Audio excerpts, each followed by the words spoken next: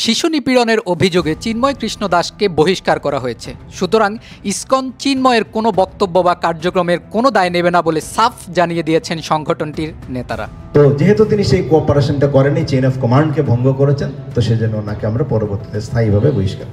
বিভিন্ন মহলে ইসকন নিষিদ্ধের দাবির প্রতিক্রিয়ায় বৃহস্পতিবার স্বামীবাগে সংবাদ সম্মেলন করেছেন সংগঠনটি। ইসকন বাংলাদেশের সাধারণ সম্পাদক বলেন, চিন্ময় ইসকন থেকে বহিষ্কৃত। তার বক্তব্য ও কার্যক্রমের দায় ইসকনের নয়। চিন্ময় কৃষ্ণের কার্যকলাপের জন্য ইসকন বাংলাদেশকে নিষিদ্ধের দাবি যুক্তিযুক্ত নয়। তার বিরুদ্ধে কিছু অভিযোগ আসছিল, অভিযোগ তদন্ত করার জন্য আমরা তাকে 3 মাস সময় দিয়েছিলাম। 3 মাস তুমি ওই পুণ্ডরিক ধামে ওই মন্দিরে থাকতে পারবেন না, অন্য জায়গা অন্য আমাদের মন্দিরে অবস্থান করবেন, কারণ আমাদের এই তদন্তের সিস্টেমটা এরকম।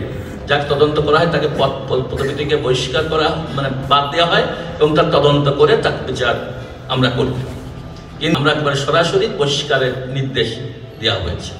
ইসকন বাংলাদেশের চাইল্ড প্রোটেকশন ডিপার্টমেন্টের কান্ট্রি ডিরেক্টর জানান, শিশু নিপীড়নের অভিযোগে চিন্ময়কে ইসকন থেকে বহিষ্কার করা হয়েছে।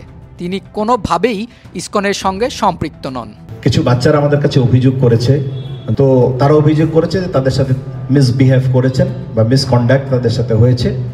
তো সেই নিউজটা আমাদের কাছে আসার সাথে সাথে ওনাকে আমরা একটা চিঠি ইস্যু করি, যে ধরনের কিছু অভিযোগ আমরা পেয়েছি সেটা আমরা খতিয়ে দেখতে চাই।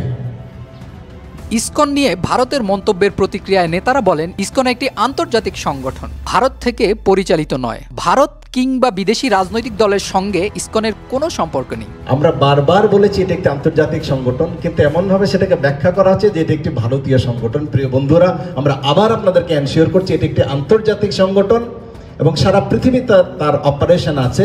রাজনৈতিক ব্যাপারে আমাদের কোনো বক্তব্য নেই।